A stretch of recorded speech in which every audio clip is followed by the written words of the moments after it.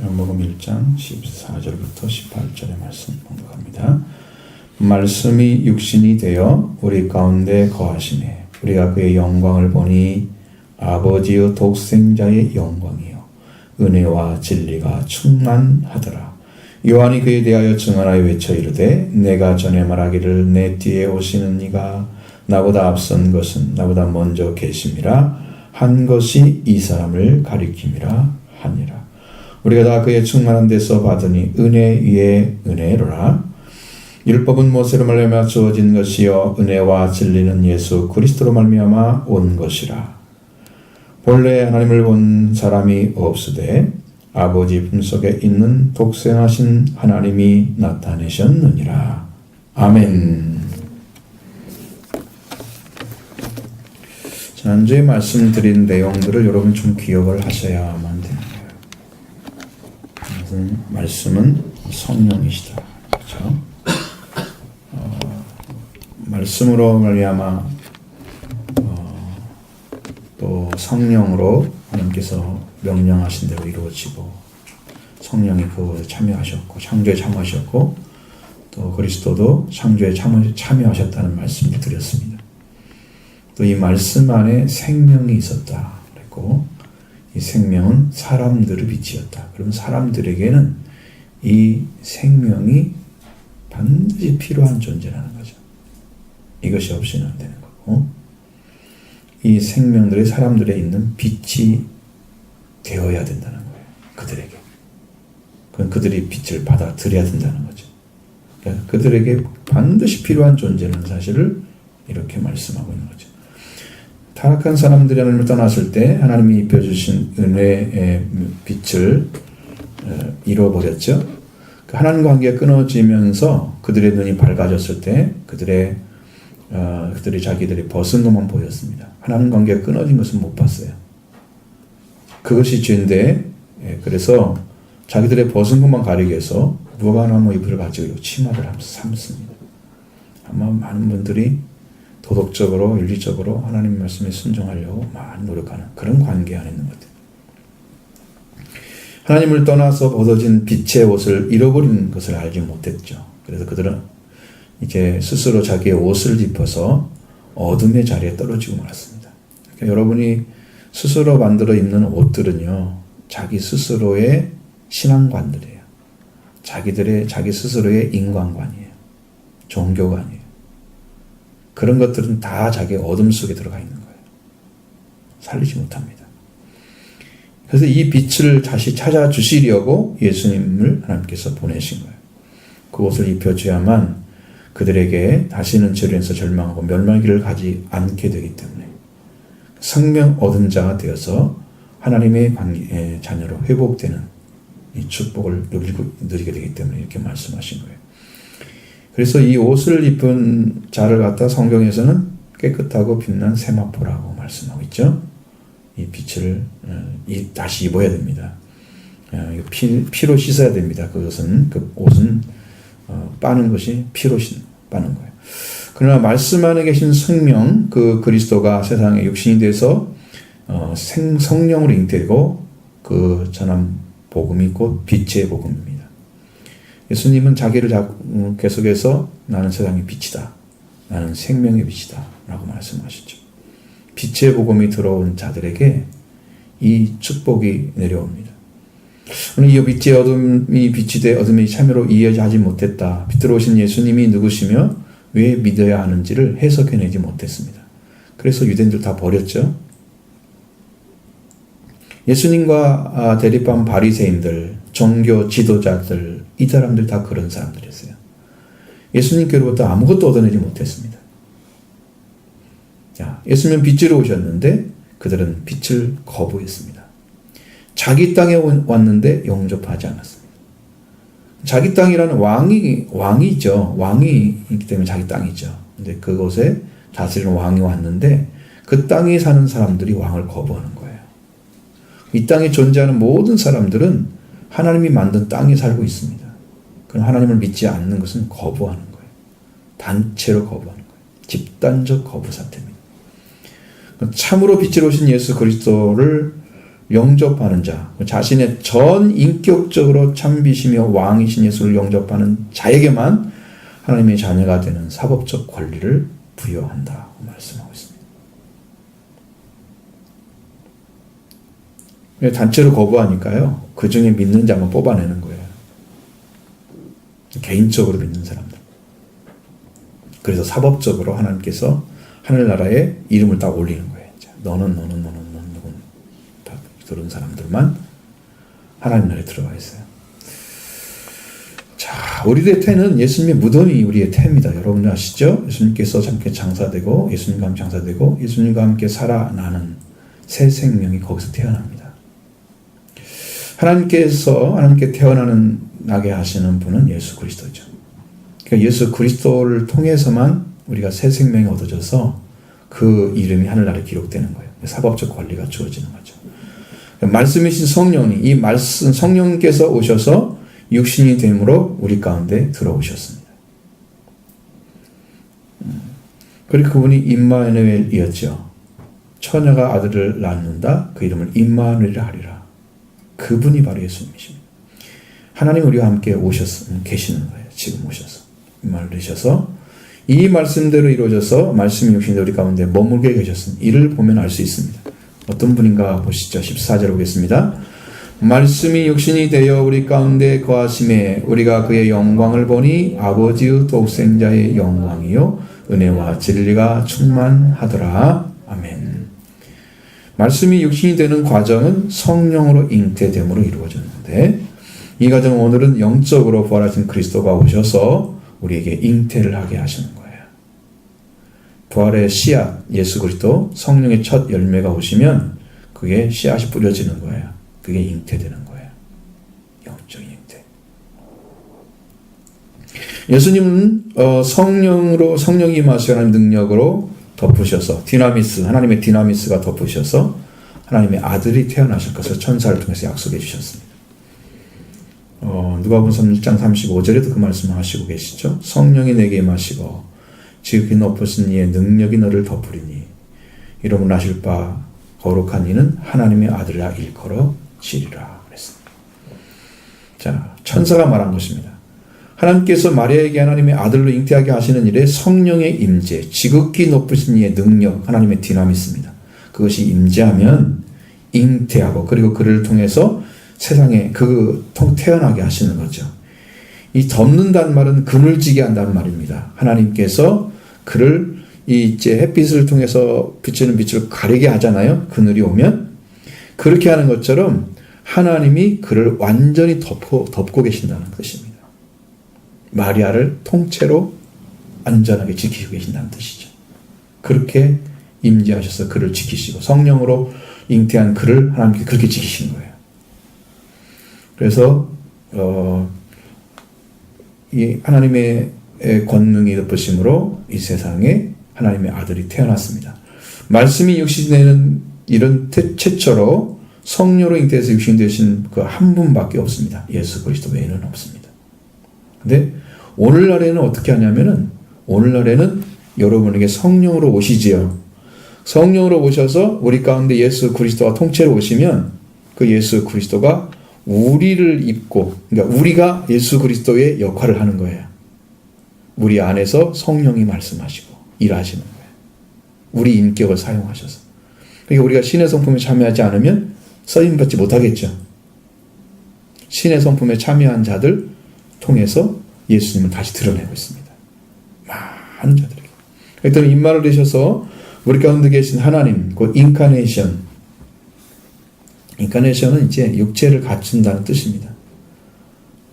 그래 오셔서 우리 가운데 머물러 계시는 분, 그분의 영광을 보니까 아버지의 독생자의 영광이었다는 거예요. 그분의 아버지 독생자의 영광이 보였습니다. 말씀이 육신이 되어 임마누엘 하신 하나님의 아들 예수 그리스도를 보았습니다. 요한을 통해 주시는 말씀을 보면 요한은 그분이 누구인지를 확실하게 보고 알았습니다. 사도 요한이 전한 복음을 보면 그는 그리스도를 직접 만나 배웠고 또 그를 계시를 통해서 완전하게 알았다는 사실을 봅니다. 그는 하나님의 아들 그리스도의 영광을 그가 봤습니다. 그 안에 그 보이는 거예요. 그가 본 하나님의 아들은 아버지의 독생자의 영광이었다. 그러니까 아버지가 가진 것을 통째로 가질 수 있는 분은 아들밖에 없어요. 완전한 거예요. 그래서 하나님의 영광을 통째 가지신 분이 예수 그리스도예요. 그분 안에 아버지가 계시는 거예요. 그가 본 하나님의 아들은 아버지의 독생자의 영광을 가지셨는데 하나님의 아들 예수 그리스도께서 나타나셨을 때 이분의 영광이 보이는 것은 육신의 영광이 아닙니다. 여러분 보이는 면이 아주 멋있고 아름답고 축복되게 사람들한테 저 사람은 뷰가 좋아서 그게 아니라니까. 육신이 아니에요. 하나님으로부터 오신 신성의 그 영광이 있었습니다. 신성의. 그 성품이 예수님은 완전한 인간인 동시에 완전한 하나님이신데 그 성품 안에 계셨던 거예요. 신성 안에. 신의 성품이죠. 우리가 이사야서의 말씀을 보는 것처럼 그가 보는 것은 저는 이사야 53장 2절에 그는 주 앞에서 자라나기를 연한 순 같고 마른 땅에 나온 뿌리 같아서 고운 모양도 없고 풍채도 없고 우리가 보기에 흠모할 만한 아름다운 것이 없다. 육체로 볼 때는 예수님이 그렇게 약하게 보였습니다. 연한 순처럼. 고운 모양도 없으셨습니다. 풍채도 없었습니다. 여러분 풍채가 좋단 말은 아주 우람한 멋을 가지고 있어요. 남자로. 그 멋이 않는데 그게 없어요. 사람들을 보기에 흠모할 만한 아름다운 것이 그에게 보여지지 않았습니다. 그러니까 사람들을 보기에 눈이 딱 띄면 그 눈에 띄는 사람들은 자꾸 보게 돼 있잖아요. 그리고 그 사람들이 관심이 가죠. 근데 예수님한테는 그게 없는 거야. 그게 안 보여. 그 사람들이 관심 가질 수 있는 분이 아니야. 그가 가지고 있는 것은 신성은 하나님이신데 보이는 모습은 굉장히 연약한 모습, 약한 모습. 사람들에게 멋진 모습이 아니에요. 인간적인 모습이 아니었어요.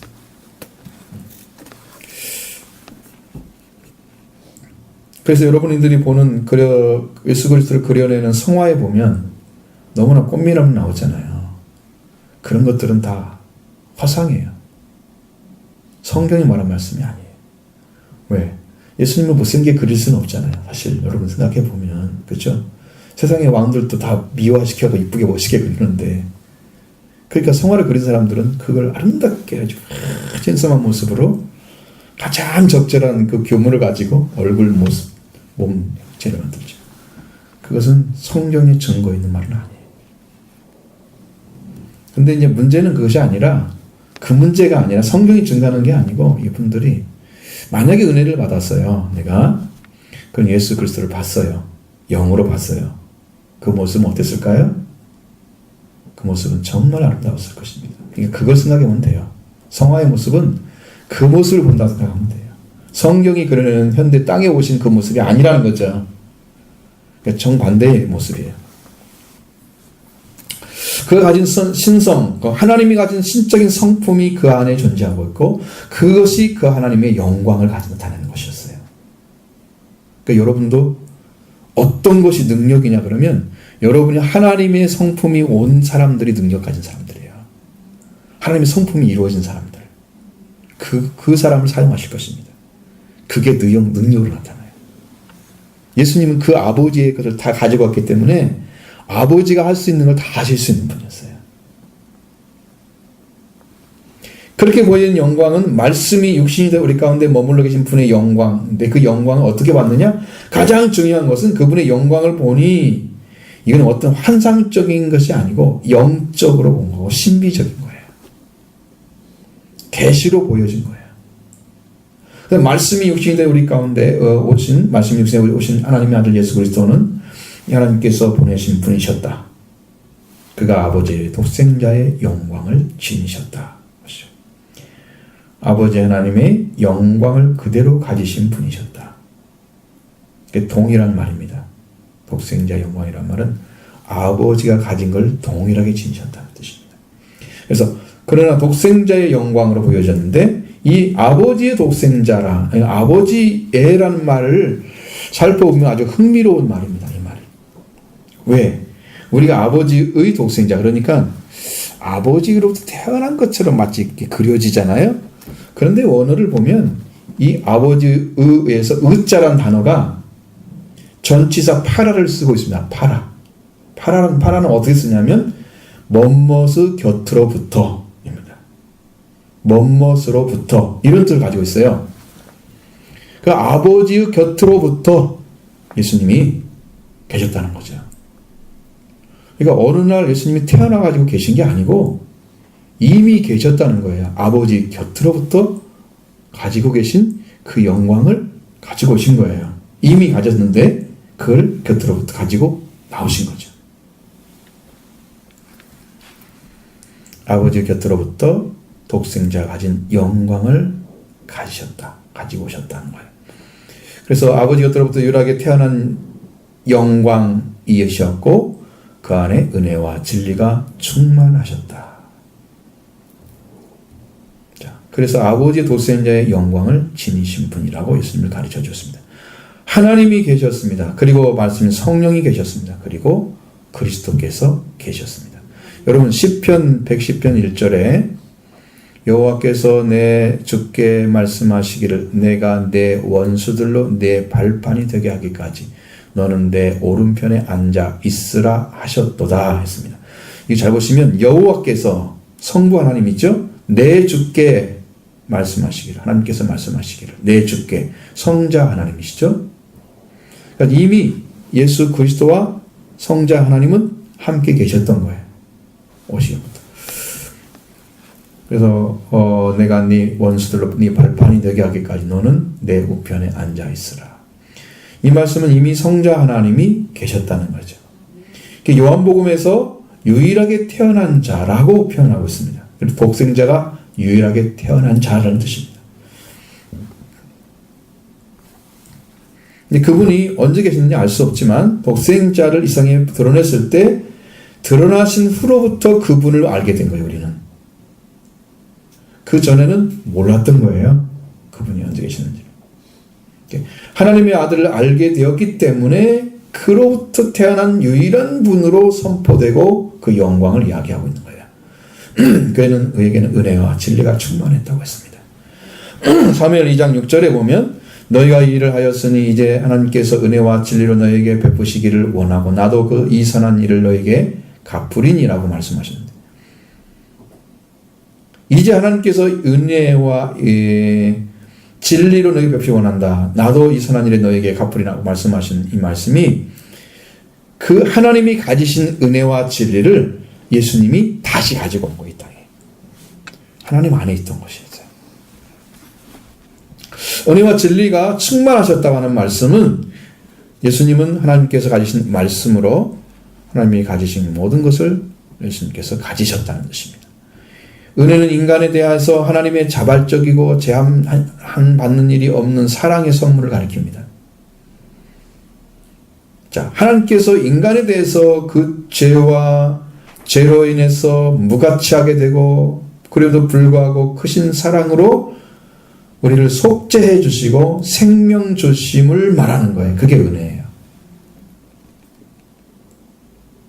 여러분 죄인들을 아무리 잘 봐주려고 해도 그 죄인은 죄인일 뿐이죠. 바꿀 수가 없잖아요. 근데 하나님께서 우리를 은혜를 베푸시는 보면 죄로 인해서 무가치한 인간.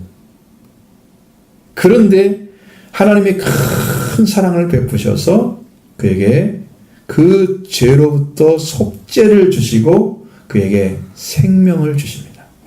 이게 하나님의 은혜에 속한 거예요. 진리는 구약에서는 하나님의 진실을 가리키는 단어입니다. 진리는. 신약에서는 그리스도와 그의 복음을 가리키는 게 진리예요. 하나님 안에 이미 존재하고 있었던 것이죠. 근데 그리스도가 가지고 오셨습니다. 이 말로 오신 하나님의 아들 예수 그리스도 하나님께 주신 사람에게 주셔야 할 사랑의 선물로 속죄와 그 생명을 가지고 오신 거예요. 그 은혜를 가지고 오신 거예요. 그러니까 인류를 사랑하셔서 그 사랑 자체를 이미 가지고 오셨어요. 그분이 죽지 않으셨어도 그분 안에 이미 존재하고 있었던 거예요. 그래서 죄사함을 주신 거예요.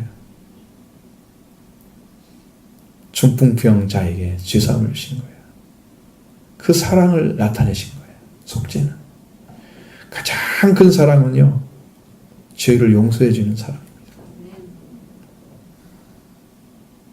용서받지 못할 죄인을 용서해 주는 사랑입니다. 사랑은 허다한 죄를 덮느니라.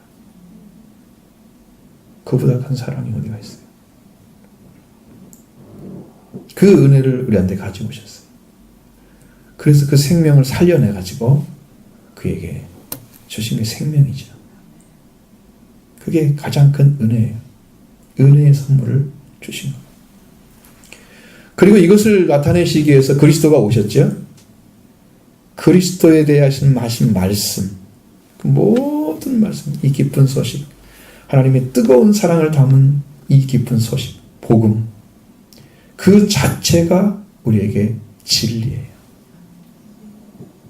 그러니까 그걸 우리가 통째 가지게 되면, 우리는 은혜와 진리만 다 가지게 되면 우리는 완전한 복음 안에 사는 거예요. 하나님이 이루신 것을, 예수님께서 이루신 걸 다 주시는 게 통째로 여러분 거예요. 우리를 내주신 거예요. 여기는 할렐루야입니다. 하나님의 은혜가 너무 감사한 거예요. 이 사실만 알게 되면 여러분이 신앙생활 잘 하지 말라고 하게 돼 있어요. 너무나 기쁘고 감사하거든.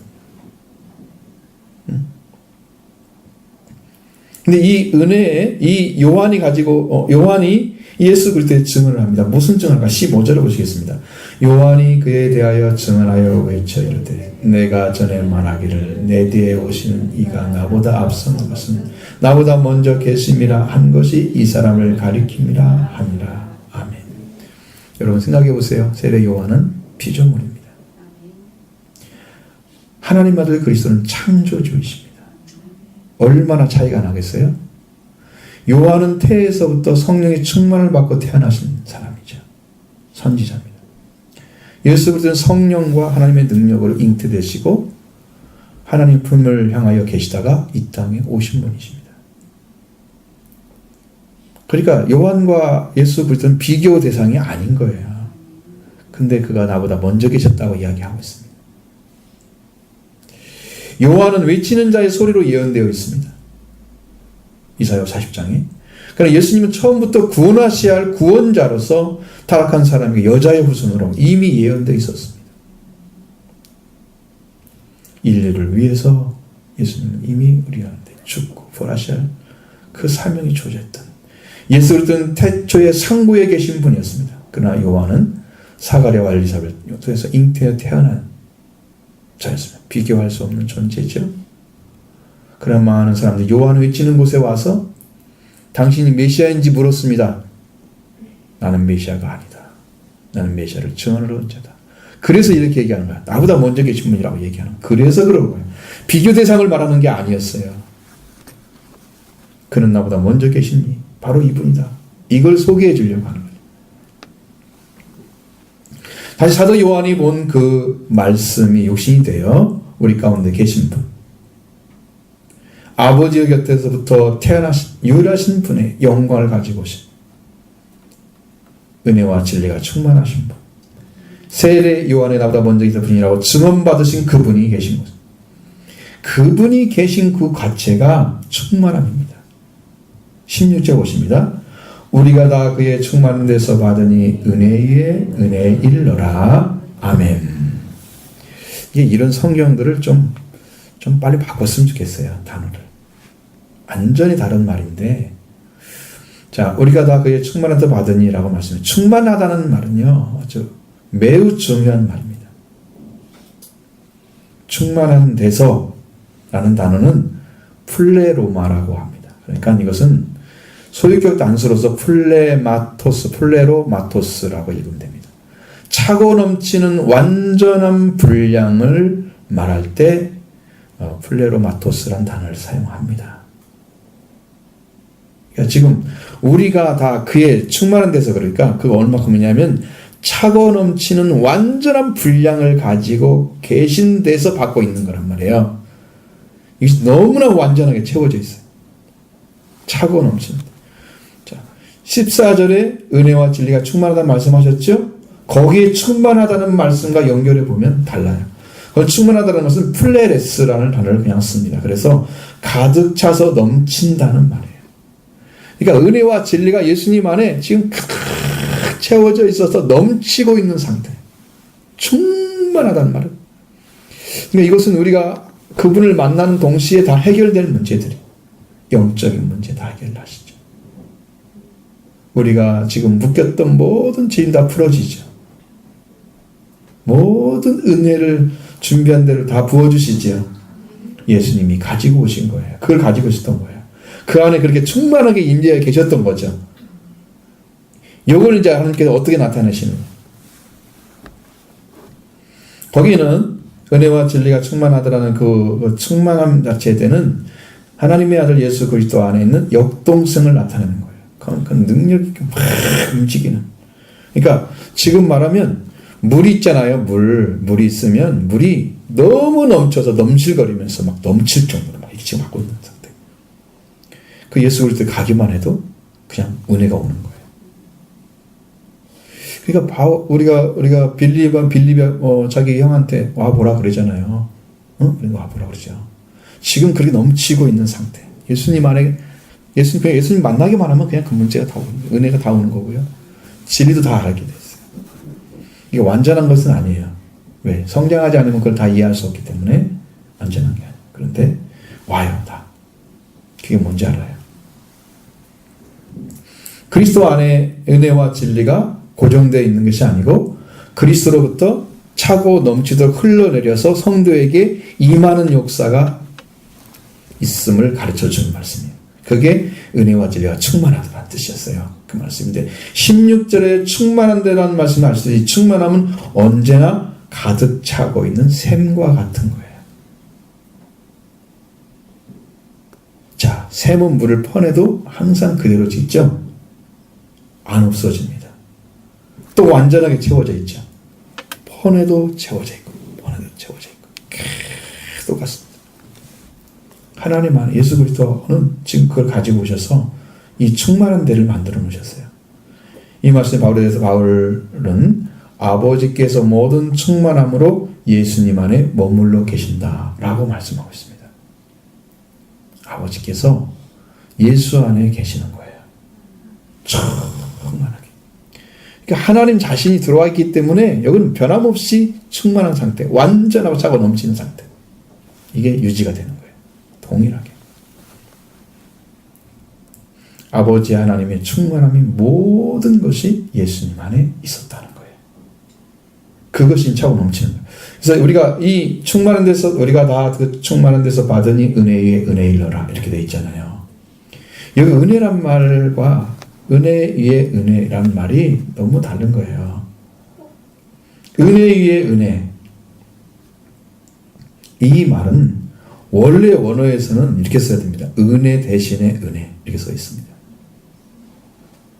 위에란 단어가 아니에요. 위에란 단어를 쓸 수가 없어요. 이건 안티라는 단어입니다. 안티는 뭐뭐 대신에 이렇게 써야 돼요. 뭐뭇을 위하여, 뭐뭐 때문에. 따라서 은혜 위에 은혜가 아니라 은혜 대신에 은혜라고 해야 됩니다. 도대체 무슨 말일까요?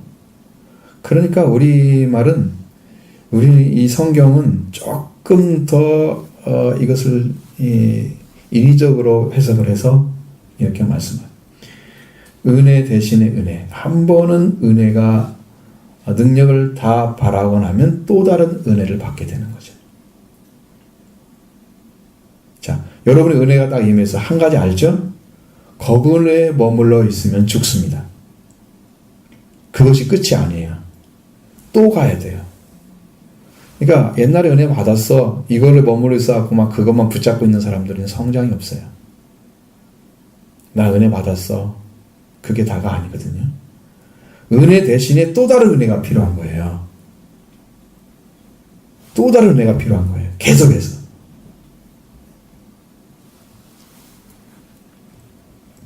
그래서 또 다른 은혜를 받게 된다는 말씀은 공동 번역에는 이렇게 되어 있습니다. 은총을 받고 또 받았다. 은혜 위에 은혜 이렇게 안 써요. 공동번역에는 좀 다른 언어를 쓰잖아요. 은혜의 은혜. 은혜를 받고 또 받았다. 이렇게 되는 거죠.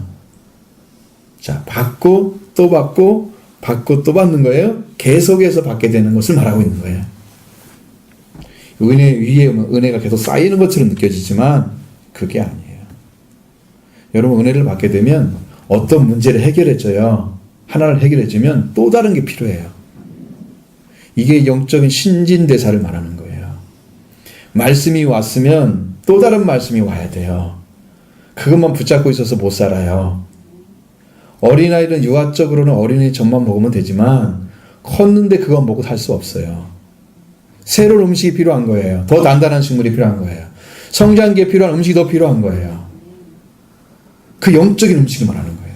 계속해서 이마에 오는 거죠. 그래서 은혜 대신에 은혜란 말을 쓰는 거예요. 이게 맞아요. 은혜를 받고 또 다른 은혜를 받는다. 충만한 데서 차고 넘치는 분량으로 가득 채워진 예수 그리스도 안에서 은혜가 나오고 오시고 이마에 온 다음에 또 다른 은혜를 부으시고 계속 받도록 하시는 거예요. 그러니까 우리가 그리스도를 만나게 되면 어떻게 돼? 은혜가 떨어질 날이 없어요. 새걸 계속 갖다 주니까. 그러니까 여러분도 밥을 먹고 살잖아요. 배고프면 밥 달라 그러지. 뭐 싸워서라도 먹어야 하잖아. 안 그래요? 어쨌든 안 먹으면 죽잖아. 육신도 알고 있잖아, 그걸. 응? 너 지난번 먹었으니까 안 먹어도 돼. 그러면 돼요? 너 어저께 엄청 먹었잖아. 오늘 굶어. 그러면 굶겠어요? 못 굶죠. 저녁에 당장 가서 먹어야 되는데. 낮에 먹었어도. 응? 어떻게라도 채워야 될 거 아니야. 육신도 알고 있는 것을 영이 모른단 말이야. 그렇게 되는 거야. 무슨 말인지 알겠죠? 그러니까 은혜의 은혜가 은혜 대신의 은혜로 바뀌어지기 바랍니다. 여러분 안에 계속 새롭게 채워지는 그 은혜를 주실 줄로 믿습니다. 자, 그 다음에 율법과 은혜에 대해서 진리의 출처가 누구인가를 가르쳐 줍니다. 율법과 은혜와 진리의 출처. 자, 17절 보겠습니다. 율법은 모세로 말미암아 주어진 것이요 은혜와 진리는 예수 그리스도로 말미암아 온 것이라. 아멘. 여러분, 주어진 것이라는 것은 수동적이죠. 왔다는 것은 능동적인 거예요. 자, 주어진 것은요, 이미 죄가 있기 때문에 이 죄를 가름하기 위해서 정확하게 판단하고 어떻게 해야 될지 알아야 돼요. 그래서 율법은 모세로 말미암아 주어졌다는 것은 율법이 있을 때는 분명하게 구약시대죠. 구약시대에 주었던 말씀들이죠. 근데 이것이 이루어지지 아니하고 있을 때는 율법을 계속 가지고 있어야 돼요. 구약시대는 옛 약속의 말씀이 지배하고 있었던 때였습니다. 율법은 죄를 깨닫고 초등교사의 역할을 합니다. 그래서 그리스도께 인도하는 사람이죠. 율법이. 은혜와 진리는 완전하게 예수 그리스도를 통해서 왔습니다. 은혜와 진리는 신약시대에 오신 예수 그리스도가 우리에게 주시는 가장 큰 절대적인 말씀입니다. 하나님이 가지신 것을 예수님이 가지고 오셨고 그 말씀 이상이 나타나심으로써 인류가 죄에서 문제 해결되고 생명으로 옮겨지는 사건이 일어납니다. 이 은혜로 속죄함과 생명을 얻게 된 하나님 앞에 설 수 있도록 말씀을 주셨죠. 이 최고의 사랑이 임재한 거예요. 그것이 왔다라는 것이에요. 율법은 주어졌다. 원하지 않아. 주어진 것은 원하지 않아도 받아야만 되는 거예요. 온 것은 내가 이렇게 줄 때 너는 받아. 적극적으로 사랑을 나타내신 거예요. 이 은혜와 진리는 예수 그리스도 말미암으셨습니다. 17절 하반절에 온 것이라 온에 해당되는 말씀은요, 이게 능동적이고 적극적으로 예수 그리스도께서 가지고 오셨다는 걸 강조하고 있는 말입니다. 그러니까 성경에 숨겨진 단어들이 너무 많아요.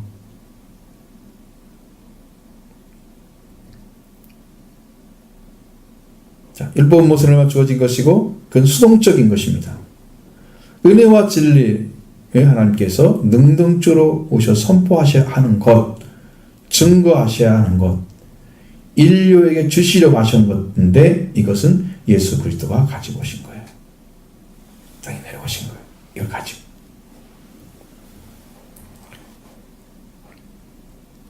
자, 율법은 모세를 얼마 주어진 것인데 율법은 의를 이루어서 하나님께 나아가고자 길을 걷고자 해서 행위를 통해서 하나님께 나가는 방식을 찾는 거죠. 율법이 모세를 얼마 주어진 것은 구원의 길을 자신에게 찾을 수 없다는 것을 확인시켜 주기 위해서 주신 거예요. 그 다시 구원의 길을 주신 분이 누군가를 찾게 하시는데 필요한 것이었어요. 율법은. 그러나 은혜와 진리로 예수 그리스도 오신 것은 말씀, 온 것이라는 말씀이 확실하게 예수 그리스도께서 그걸 가지고 오셨다는 거예요. 이 땅에. 그리고 우리에게 옮겨지신 걸 말하는 겁니다. 옮겨졌어요, 우리한테. 그러니까 예수 그리스도가 가서 그걸 가지고 오시기만, 여러분, 어떤 분이 어떤 걸 가지고 오면 그 사람만 오면 일이 해결되는 거 있잖아요. 예를 들면, 아무리 집이 커도 키 하나가 있어야 열리잖아요. 그 키를 가진 분이 와야 집이 열려지는 거야. 응? 다 더 있어도 못 들어가고 있어. 그거 없으면 얼마나 중요한 거야. 그 주님이 그걸 가지고 계신 거야. 천국 열쇠로 그냥 줬잖아요. 하나님 들어가는 길을. 키를 가지고 있잖아, 우리한테. 예수님이 가지신 것들이었어요, 그게. 우리가 열고 들어갈 수 있는 것이 아무것도 없었어요. 우리는 그런 어떤 능력 자체도 없고, 그렇게 해야 될 이유 자체가 없는 사람들인데 하나님께서 예수님 통해서 열어주신 거예요. 예수님이 우리에게 옮겨주시고 하나님께 있었던 은혜와 진리 이제 예수 그리스도 가져오셔서 우리에게 옮겨주시고 예수 그리스도께서 그걸 주시기 위해서 이 땅에 오셨다는 거예요. 그걸 내주시려고. 그걸 주시기 위해서 하나님께서 그랬던 구약의 말씀을 이루시고 그 이루신 말씀을 오늘 우리에게 베풀어 주시는 거예요. 오늘 이 은혜와 진리를 가지고 오신 예수 그리스도를 여러분이 영접하시면 이 문제가 해결될 줄로 믿습니다. 열쇠가 여러분 것입니다. 하나님의 나라를 열어갑니다. 천국 열쇠 성령을. 이 예수님 맞죠? 만나셔야 됩니다. 어떻게든지 만나야 돼요. 하나님의 자발적이고 제한이 없는 사랑의 선물을 받으시기 바랍니다. 지금 또 하나님께 주시기 원하시는 하나님께서 인간에 대해서 그 죄와 인해서 죽음으로 인해서 무가참에 있음에 그 사랑으로 인해서 속죄와 생명을 주시는 그 은혜 가운데 여러분도 들어가시기를 바랍니다. 구약의 진리였던 진실이었던 하나님 진리를 가지고 오셔서 오늘 그리스도 예수님 우리에게 주신 것 그리스도로만 이루어진 것 이 말씀을 다 받으시면 여러분의 영적인 문제는 다 해결됩니다. 이 은혜와 진리 두 단어로 다 해결됩니다. 그걸 예수님이 이루신 거예요. 우리가 이 은혜와 진리 모두 다 우리를 위한 것입니다. 우리를 살리시고 우리를 의롭다 하시고 우리를 영화롭게 하시기 위해서 오신 예수 그리스도 은혜와 진리를 받으시고 여러분의 삶이 이제 영적인 삶으로 받아가야 돼요. 이제는 육적인 관계가 아니고 영적인 관계로 하나님의 자녀로 들어가는 복을 받으시기 바랍니다. 이제는 완전한 길을 열어놓으셨어요. 속죄의 길도 다 완전히 열어놓으셨어요. 열어놓으셨습니다. 제가 이제 지금 출애굽기를 읽고 있거든요. 개인적으로 연구를 하면서. 네. 읽으면서도 그게 느껴지는 게 딱 있어요. 하나님께서 속죄소를 만들고 계시는 것 뿐이지. 왜 속죄소가 거기서 이루어지고, 여러분은 번제를 먼저 드리고, 그래서 물두멍을 통해서 들어가면, 이게 북쪽에 있는 떡상, 쪽에 있는, 남쪽에 있는 이 등잔대, 그리고 분향단, 여기 휘장이 있고, 안에 법궤가 들어있고, 위에 그룹들이 있고, 속죄소가 거기 있잖아요. 그 속죄소가 거기 있는 거야. 여기서 지금 출발을 했는데, 여기까지 가야 속죄가 완성이 되는 거예요. 그 여기까지 들어가야 돼요. 지성소까지 들어가야 되는 거예요. 속죄가 완성되는 것이. 그 예수님이 죽으신 것은 우리가 생각할 때는 번제전에 죽으시고 끝난 것처럼 보이잖아요. 그게 아니고, 그의 죽으심은 밖에서 보이지만, 그게 번제단에서 보이지만, 사실은 여기서 속죄를 한 거예요. 속죄소에 들어가가지고. 이 쉬운 자, 이 은혜의 자리, 이 자비의 자리, 여기서 피가 떨어져야 속죄가 되는데, 예수님 피가 여기 떨어진 거예요. 그래서 피를 가진 사람들은 속죄소를 가지고 있는 거예요. 피가 떨어진 사람들. 네 안에 그리스도의 피가 있느냐? 속죄 써봐요. 계속해서 그림이 그려져서 하는데 계속해서 이거 그리 들어가는구나. 거기다 이루셨구나. 히브리서 10장도 다 보이잖아 이제는. 그렇게 이루고 가시는구나. 지금 이제 여러분이 이 속죄, 부활 이거 전부 말씀하시는 은혜 이것도 다 거기 들어가 있어요. 속죄 소환 다 들어있어요. 그래서 여러분 오늘 속죄, 부활 여러분이 이루어지는 놀라운 은혜를 받으시길 바라고요.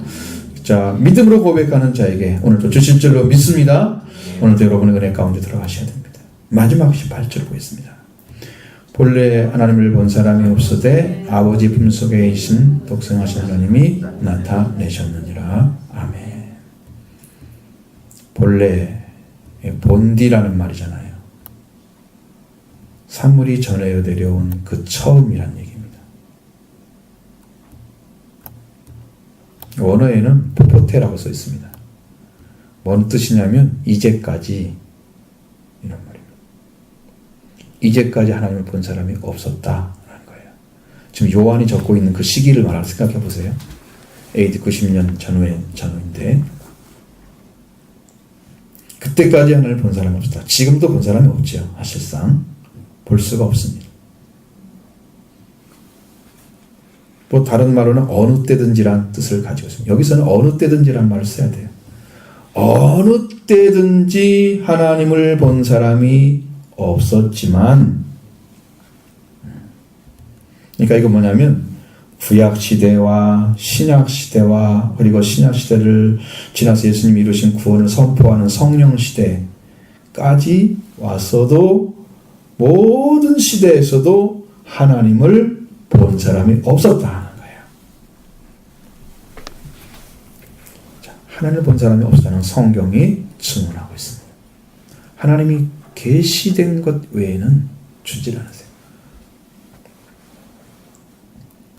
디모데전서 6장 15절 16절의 말씀을 보면 기약이 이르면 하나님이 그의 나타나심을 보이시리니. 자, 하나님을 나타나신다고 그랬죠? 하나님이 나타나신대요. 그러니까 하나님이 나타나실 때가 온다는 거죠.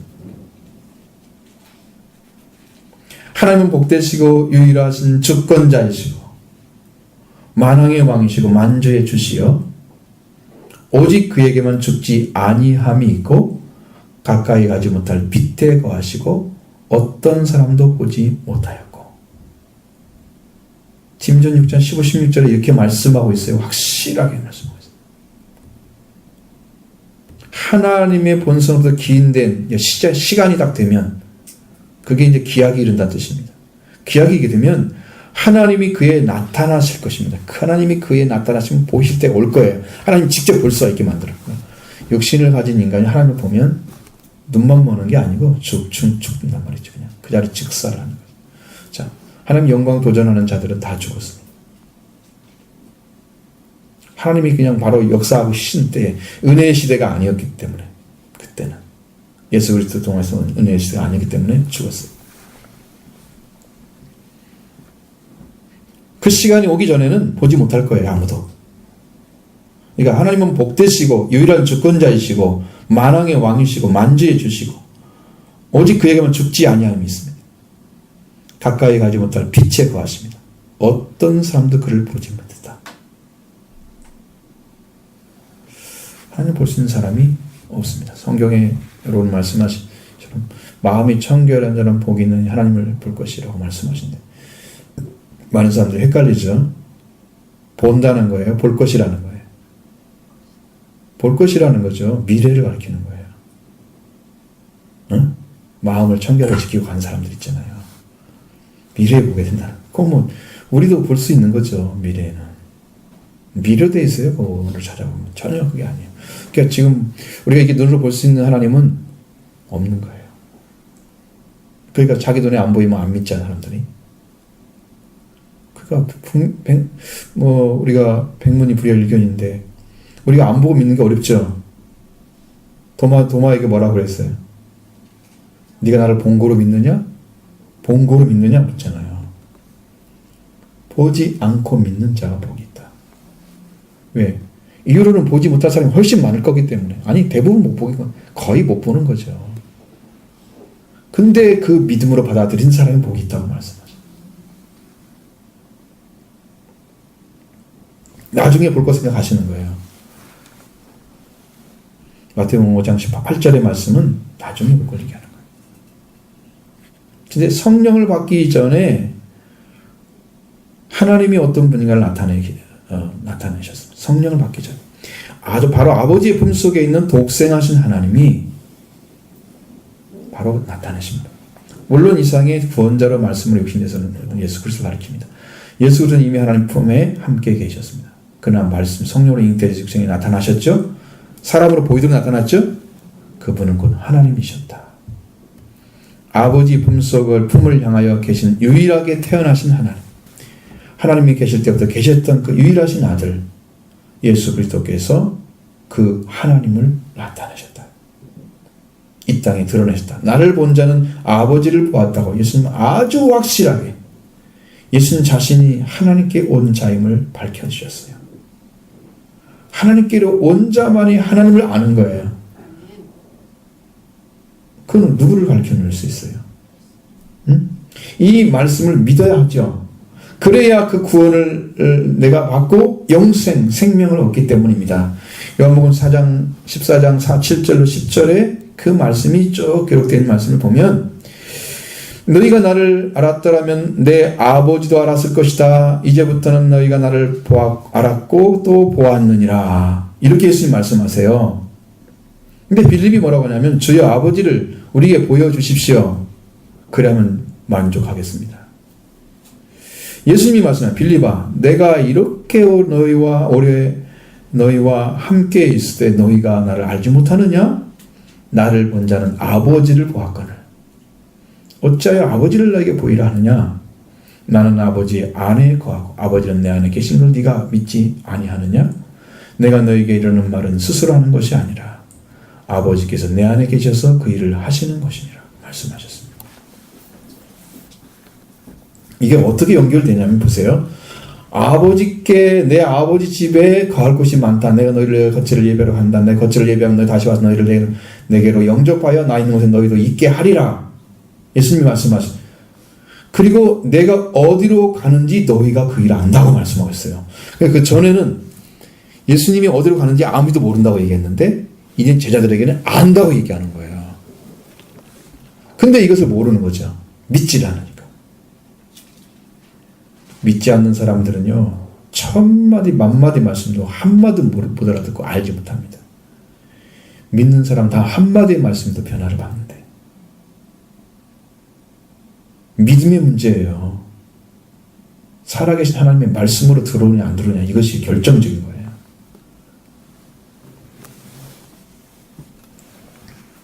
자, 그러니까 도마가 하는 말이 주여 주께서 어디로 가시는지 우리가 알지 못하거늘 모른다 그러죠. 예수님은 안다 그러는데 도마는 모른다 그런단 말이에요. 이 차이가 너무 격차가 크잖아요. 그 길을 주여 우리가 주께서 어디로 가시는지 알지 못하는데 그 길을 우리가 어찌 알겠습니까? 그때 예수님 내가 길이요 진리요 생명이요 나로 말미암아 아버지께 올 자가 없느니라고 말씀하시죠. 예수님이 길이라는 것을 딱 보여줬잖아요. 그 길을 알지 못하고 왔으니까 길이 예수님만 보여줬죠. 그러면서 예수님이 이어서 하는 말이 너희가 나를 알았더라면 내 아버지도 알았을 것이다. 그때 여기 이야기하는 거죠. 너희가 나를 알았더라면 아직도 모르고 있다는 거예요. 예수님 누군지. 그리고 이제 딱 더 밝히 말씀하시기를 이제부터는 너희가 그를 보았고 또 알았고 또 보았느니라 이렇게 말씀하시는 거예요. 이제는 내가 바로 그분이라는 것을 보여주는 거예요. 내가 그라는 걸 보여줘. 확실한. 예수님께서 내 아버지가 하신 아버지라고 하신 하나님 그 예수님을 알므로 아버지도 알게 된다는 사실을 도마에게 얘기해 준 거예요. 네? 예수님을 알면 아버지도 알 것이라고 하시는데 빌립은 이렇게 질문합니다. 주여 아버지를 우리에게 보여주옵소서 그러면 족하겠나이다. 예수님 말씀과 너무나 다른 각도가 전혀 안 맞는 이야기를 계속 하고 있는 거예요. 참 어려운 거죠. 제가 이제 여러분에게 대화를 하다 보면 나는 이쪽에 가는데 다른 사람이 이쪽에 가고 그러니까 안 맞는 얘기를 계속 하고 있는 거야. 어떻게 그때가 맞춰 가야 되겠죠. 그래서 방언 통역을 좀 했으면 좋겠어. 통역사가 필요해. 죽을 좀 끓여가지고 갖다 줘야 되나 봐요. 죽은 사람한테 단단한 식물이 안 들어가니까. 지금 여기 그러고 있잖아, 지금. 주님은 봤다고 그러는데 모르고 보여달라고 그러고. 네가 보고 있는데 보여달라고 그러니까 이건 넌 맹이란 뜻이죠. 얼마나 참 답답한 영적 관계는 그렇게 돼 있어요.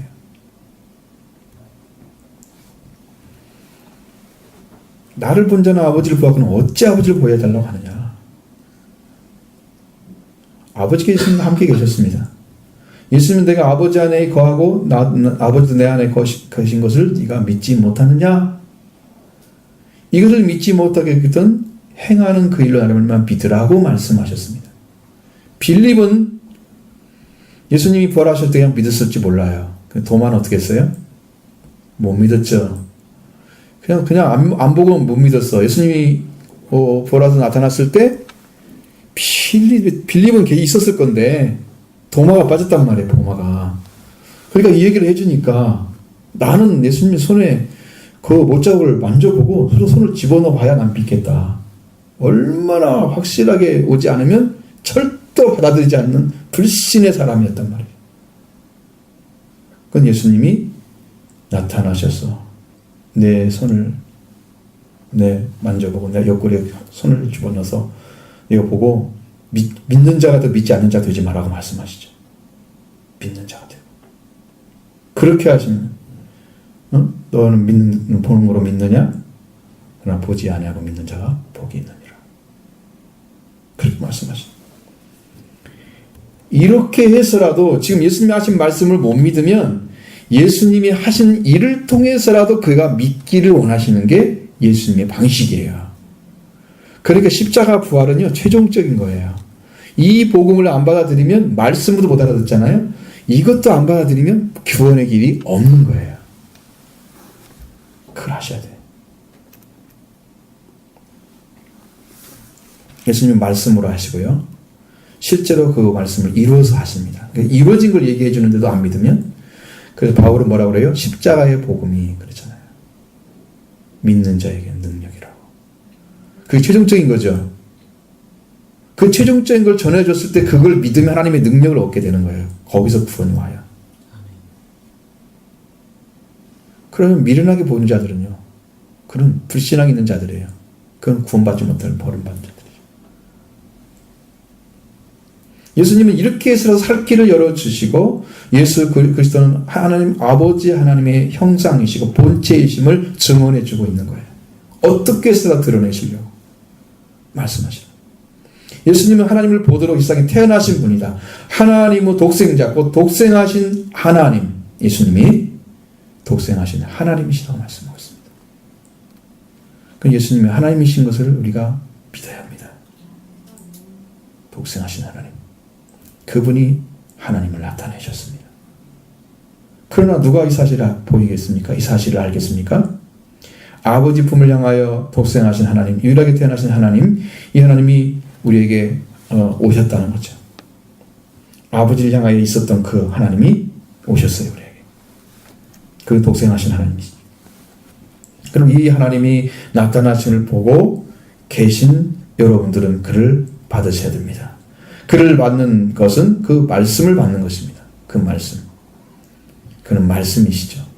그 성령으로 잉태되어서 그를 통해서 우리에게 전파된 말씀이 곧 은혜와 진리죠. 그분 안에 은혜와 진리가 가득 채워서 완전하게 채우신 것. 충분한 데 받으면 오늘 또 여러분 안에 그 가지고 오셔서 우리에게 주고자 하는 은혜들, 진리들 다 받으시면 여러분이 그 은혜를 경험하게 되면 오늘 독생하신 하나님부터 받는 거예요. 그 하나님의 아버지를 나타내실 뿐 아니라 여러분의 메시아가 되시는 거예요. 여러분의 주가 되십니다. 여러분의 생명이 되십니다. 이 예수님이 우리 안에 충만하게 오시는 거예요. 성령을 받으면 그게 와요. 우리가 그리스도의 장사한 분량이까지 이제 성장하게 만드는 일만 남았어요. 은혜 대신에 은혜로 계속해서. 자, 그의 의에 이르게 성장하게 만듭니다. 하나님의 의를 우리가 받는 거죠. 예수 그리스도를 의로 받아들인 사람들이 하나님의 의에 이르게 되는 거예요.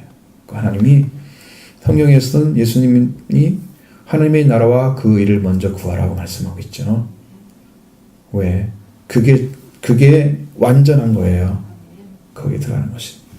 그러니까 그건 이제 하나님께서 우리를 지키시기 위해서 필요한 것이었어요.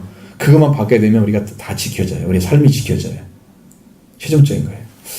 그 의에 이르도록 성장하게 만들고 또 그의 충만한 데서 받기 때문에 은혜 대신에 은혜가 계속 오는 것이고 하나님의 말씀, 하나님으로서 하는 말씀, 그 성령이 오셔서 지금은 그 역사를 사역을 하고 계십니다. 오늘날 성령을 받은 자들 가운데서 그리스도께서 계시고 그리고 그를 영접한 그리스도를 영접한 성도들 가운데 하나님께서 오셔서 충만하게 채우고 계시는 거예요. 그러니까 그 예수 그리스도를 영접하고 그 안에서 계속 기도를 하게 되면 요 안에 오십니다. 주님이 충만하게 계실 때는 기도의 양이 충분하면 충분히 오시더라고요. 그걸 저는 경험을 할 수 있습니다. 그러니까 은혜가 충만하면 요 안에 하나님께서 가득 채우시는 거예요. 성령을 통해서 채우시는. 성령의 충만함을 받으라. 미완료형이잖아요. 계속해서 받아야 되는 거예요. 충만함은. 어느 한 번 받고 나서 끝나는 게 아니에요. 왜? 하나님 안에는 계속 있지만 우리 안에는 소진되는 것처럼 없었잖아요. 그러니까 성령을 소멸하지 말라고 그러잖아요. 왜? 불처럼 사라지기 때문에. 계속 채우셔야 됩니다. 이렇게 교회를 통해서 하나님의 선포되는 하나님의 도생하신 하나님이 선포되면 이 교회를 통해서 하나님께서 그 은혜를 채우고 계시죠. 지금도 우리를 다스리고 계시죠. 우리의 머리가 되시기 때문이죠.